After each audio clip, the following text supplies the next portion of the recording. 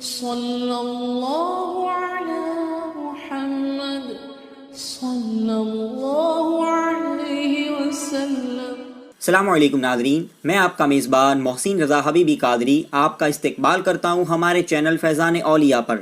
دوستوں، آج ہم ان ولی کامل کی درگاہ شریف کی زیارت کریں گے اور معلومات حاصل کریں گے جنہوں نے اپنی دنیاوی شان و شوکت اور رتبے کو ٹھوکر مار کر فقیری اختیار کی اور پھر ولایت میں وہ مقام حاصل کیا کہ شہنشاہ گجرات حضرت سیدنا سرکار شاہ عالم رضی اللہ تعالی عنہ جیسی ہستی نے بھی ان سے تبرک کے طور پر ان کا خرقہ مانگا۔ ان ولی کامل کے بارے میں زیادہ معلومات حاصل کرنے کے لیے اس ویڈیو کو آخر تک ضرور دیکھیں۔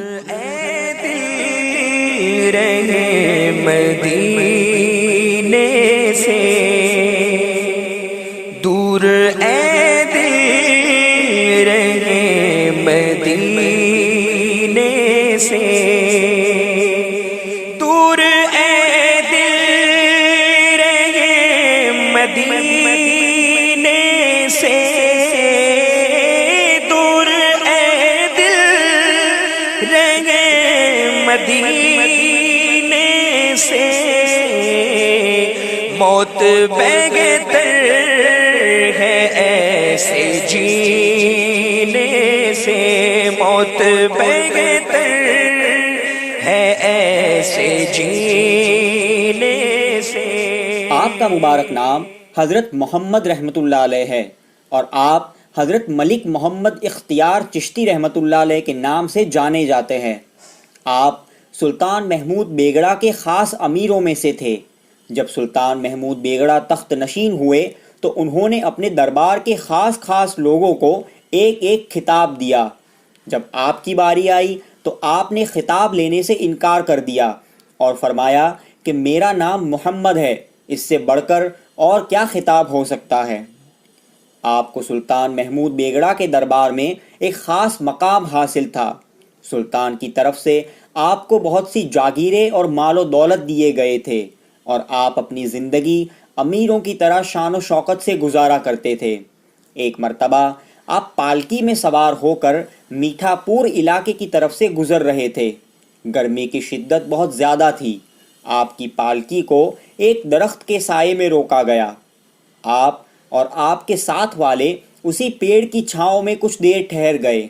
اس درخت کے قریب ہی مسجد میں حضرت مخدوم کبیر الدین چشتی رضی اللہ تعالی عنہ، جو خواجہ غریب نواز کے خلیفہ حضرت صوفی حمید الدین ناگوری رضی اللہ تعالی عنہ کی اولاد پاک میں سے تھے اور ناگور شریف سے ہجرت کر کے احمد آباد آئے تھے اور سلسلہ چشتیہ کے اکابر بزرگوں میں سے تھے، وہ طالب علموں کو درس دے رہے تھے۔ جب حضرت ملک محمد اختیار علیہ الرحمہ کی نظر حضرت کبیر الدین چشتی رضی اللہ تعالی عنہ کے چہرے پاک پر پڑی تو آپ مسجد میں داخل ہوئے، وضو کیا اور ظہر کی نماز حضرت کبیر الدین کے پیچھے ادا کی۔ نماز سے جب فارغ ہوئے تو حضرت کبیر الدین چشتی رضی اللہ تعالی عنہ نے ایک خاص توجہ آپ پر ڈالی۔ حضرت کی نظر آپ پر پڑنا تھا کہ آپ بے ہوش ہو گئے۔ جب کچھ دیر بعد ہوش میں آئے تو وہاں سے گھر پر تشریف لائے، لیکن اب حضرت کبیر الدین چشتی رضی اللہ تعالی عنہ کی نظر کام کر گئی تھی۔ آپ کے دل کی دنیا بدل چکی تھی۔ آپ کا حال اب یہ ہو گیا تھا کہ جب تک حضرت کبیر الدین کی خدمت میں نہ جاتے بے قرار اور بے چین رہا کرتے۔ آپ روزانہ حضرت کی بارگاہ میں حاضری دیا کرتے تھے۔ ایک دن حضرت مخدوم کبیر الدین رضی اللہ تعالی عنہ نے آپ سے فرمایا کہ اے ملک، آپ دنیا دار ہے، روزانہ یہاں کیوں آتے ہیں اور دربار کے کاموں کو بھی ٹھیک سے ادا نہیں کرتے؟ اگر آپ طالب حق ہے اور خدا تک پہنچنا چاہتے ہیں تو پھر دنیا کو ترک کر دے۔ آپ نے عرض کی کہ حضور اجازت دے کہ میں دل سے اس کام کا فیصلہ کر لوں۔ حضرت نے آپ کو دعا دے کر رخصت کیا۔ حضرت ملک محمد اختیار رحمۃ اللہ علیہ اپنے گھر تشریف لائے اور ان سب لوگوں کو بلایا جن سے آپ کے پیسوں کا لین دین کا معاملہ تھا۔ آپ نے اپنے قرض داروں کا قرض بھی معاف کر کے انہیں آزاد کر دیا اور اپنی تمام جاگیریں اور مال و اسباب جو آپ کو سلطان کی طرف سے ملے تھے وہ واپس ان کے وہاں روانہ کر دیا اور سلطان کو ایک خط لکھا کہ آپ کی بدولت میرے دل میں کوئی آرزو باقی نہ رہی۔ میں نے اپنی زندگی بڑے عیش و آرام سے گزاری، اب میں دنیا سے دستبردار ہوتا ہوں۔ یہ مال و دولت اور جاگیر آپ جسے مناسب سمجھے اسے دے دے۔ جب تمام جاگیر اور آپ کا لکھا خط سلطان محمود بیگڑا کے پاس پہنچا تو انہوں نے خط کو پڑھنے کے بعد یہ سمجھا کہ شاید کوئی بات ہو گئی ہے یا کسی بات سے ملک محمد رنجیدہ ہو گئے ہیں اور ان کو کسی بات کا برا لگا ہے۔ سلطان نے آپ کو طلب فرمایا اور آپ کی دل جوئی کی اور آپ کو سمجھایا، لیکن حضرت ملک محمد نے کہا کہ زندگی کے اتنے سال بادشاہ کی خدمت گزاری کی ہے، اب چاہتا ہوں کہ رب العالمین کی خدمت میں رہوں جس نے بادشاہوں کو تخت و تاج عطا فرمائے ہیں۔ یہ کہہ کر آپ دربار سے رخصت ہو گئے اور گھر تشریف لائے۔ سلطان محمود بیگڑا نے اپنے دوسرے دو امیر، ایک الف خان اور دوسرے دریا خان جو حضرت ملک محمد کے خاص دوستوں میں سے تھے، ان کو بلایا اور سارا ماجرا بیان کیا۔ دونوں نے سلطان سے کہا کہ ٹھیک ہے، ہم دونوں ان سے ملاقات کرتے ہیں اور ان کو سمجھاتے ہیں۔ یہ دونوں صاحب حضرت ملک محمد اختیار رحمۃ اللہ علیہ کے گھر پر آئے اور اپنے آنے کی اطلاع کرائی۔ حضرت ملک محمد دونوں کے ارادے کو جان گئے اور سمجھ گئے کہ ان دونوں کے یہاں آنے کا مقصد کیا ہے۔ دونوں کو بٹھا کر آپ اندر تشریف لے گئے، حجام کو بلایا اور اپنے سر کے بال منڈوا دیے، مونچھیں ترشوا لی اور اپنی بیوی صاحبہ کو بلایا اور فرمایا کہ ہمارے پاس جو کچھ بھی مال و اسباب ہے وہ سب تمہارا ہے، اب تمہیں اختیار ہے کہ یہ سب کچھ لے کر تم جہاں چاہو وہاں جا سکتی ہو، اور اگر شوہر سے محبت ہے تو پھر یہی رہو کہ میں نے دنیا ترک کر دی ہے اور خدا کی راہ میں قدم رکھا ہے۔ آپ کی پاک باز اور نیک بیوی صاحبہ نے عرض کیا کہ اے میرے شوہر، آپ جہاں اور جس حال میں رہیں گے میں آپ کے ساتھ ہی رہوں گی۔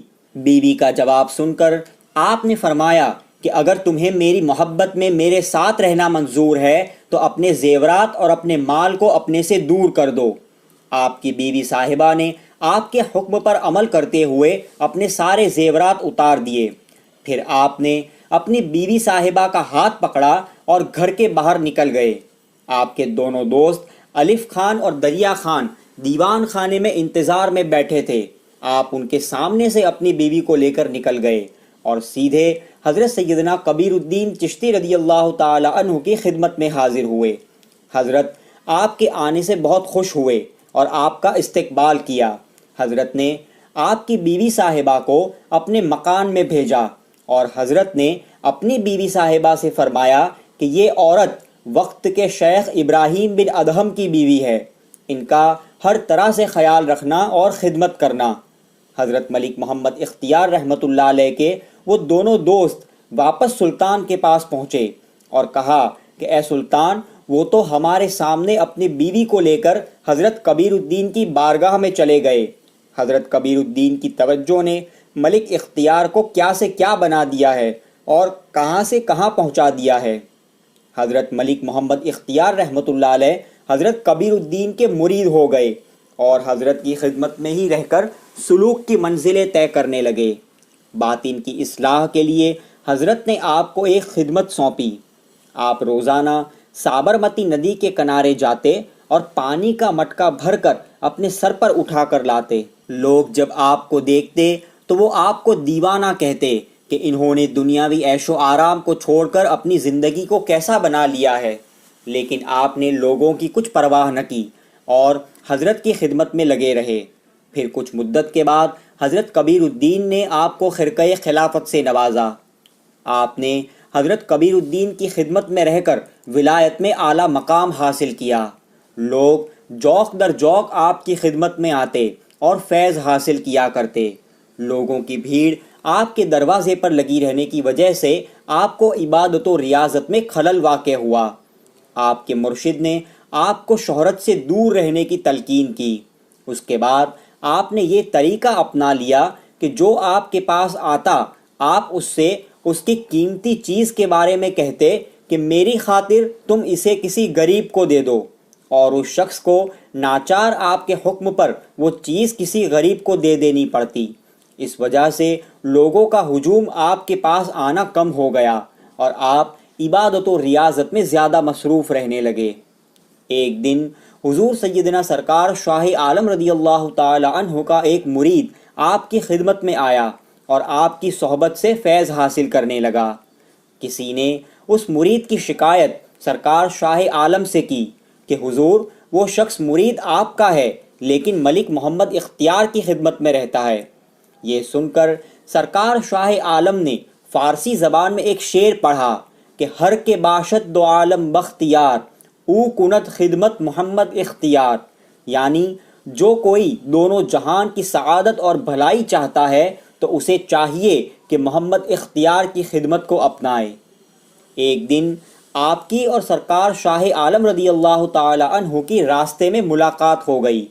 حضرت ملک محمد اختیار نے سرکار شاہ عالم سے خرقہ طلب کیا اور سرکار شاہ عالم نے بھی آپ سے خرقہ طلب فرمایا۔ آپ نے عرض کیا کہ خرقہ دینا یہ تو شاہوں کا کام ہے، تو سرکار شاہ عالم نے فرمایا کہ آپ بھی انہی شاہوں میں سے ایک شاہ ہے۔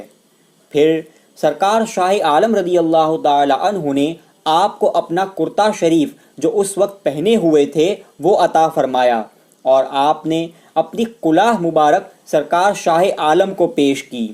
ایسا آپ کا مقام اور رتبہ ہے۔ آپ کا وصال پاک 895 ہجری کو ہوا۔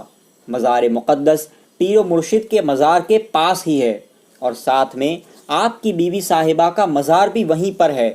درگاہ شریف کے ایڈریس کے لنک آپ کو ڈسکرپشن میں مل جائے گی اور ساتھ ہی حضرت مخدوم کبیر الدین چشتی رضی اللہ تعالی عنہ کی درگاہ کی ویڈیو کی لنک بھی وہیں سے مل جائے گی۔ دوستوں، آپ کو یہ ویڈیو کیسا لگا ہمیں کمنٹس کر کے ضرور بتائیں، اور اگر آپ نے ابھی تک ہمارے چینل کو سبسکرائب نہ کیا ہو تو سبسکرائب ضرور کر لیں۔ السلام علیکم ورحمۃ اللہ وبرکاتہ۔